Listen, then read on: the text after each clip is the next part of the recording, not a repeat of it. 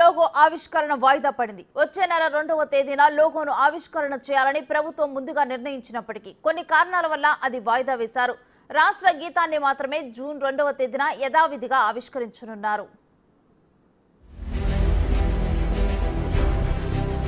తెలంగాణ రాష్ట్ర లోగో ఆవిష్కరణ కార్యక్రమాన్ని ప్రభుత్వం వాయిదా వేసింది.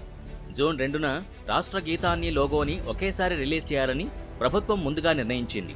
అయితే కొత్త లోగోపై 30కి పైగా ప్రతిపాదనలు రావడంతో ప్రభుత్వం ఆ ప్రతిపాదనలపై సంప్రదింపులు జరుపుతున్నట్టు తెలిపింది. సంప్రదింపుల అనంతరం కొత్త లోగో ఆవిష్కరణపై నిర్ణయం తీసుకోనుంది. తెలంగాణ ఉద్యమ సమయంలో కవి అందశ్రీ రాసిన జై జయ హే తెలంగాణ గీతాన్ని రాష్ట్ర గీతంగా గుర్తించాలని ప్రభుత్వం నిర్ణయించింది. ఈ గీతానికి కీరవాణి సంగీతం సమకూరుస్తున్నారు. 13 నిమిషాల 30 సెకండ్లతో పూర్తి నిడివిని, 2.5 నిమిషాలతో మరో గీతానికి కీరవాణి స్వరాల్ని సమకూర్చారు. దీన్ని 2వ తేదీన రాష్ట్ర గీతంగా ముఖ్యమంత్రి రేవంత్ రెడ్డి ఆవిష్కరించనున్నారు. ప్రజాపాలనలో సీఎం రేవంత్ రెడ్డి రాచరిక ఆనవాళ్లని ఒక్కొక్కటిగా చెరిపేస్తున్నారు. రాచరిక నియంతృత్వ ఆనవాళ్లు లేకుండా చేస్తున్నారు. రాజముద్రలో తెలంగాణ పోరాట పటిమ, త్యాగాలని ప్రతిబింబించేలా మార్పులు చేశారు. కాకతీయ కళాతోరణం, చార్మినార్ చిహ్నాల్ని తొలగించారు.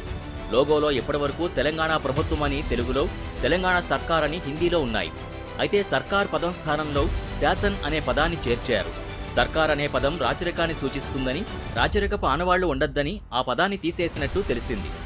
శాసన్ అనే పదం చట్టాన్ని సూచిస్తుంది కాబట్టి ప్రజాపాలనకు అర్థం వచ్చేలా తెలంగాణ శాసన్ అనే పదాన్ని ఎంపిక చేసినట్టు సమాచారం. తెలంగాణ లోగో మార్పుపై బీఆర్ఎస్ రాజకీయం చేస్తోంది. రాచరికపు చిహ్నాలైన కాకతీయ తోరణం, చార్మినార్ని తొలగించడాన్ని వ్యతిరేకిస్తూ ఆ పార్టీ హైదరాబాద్, వరంగల్లో నిరసన కార్యక్రమం చేపట్టింది.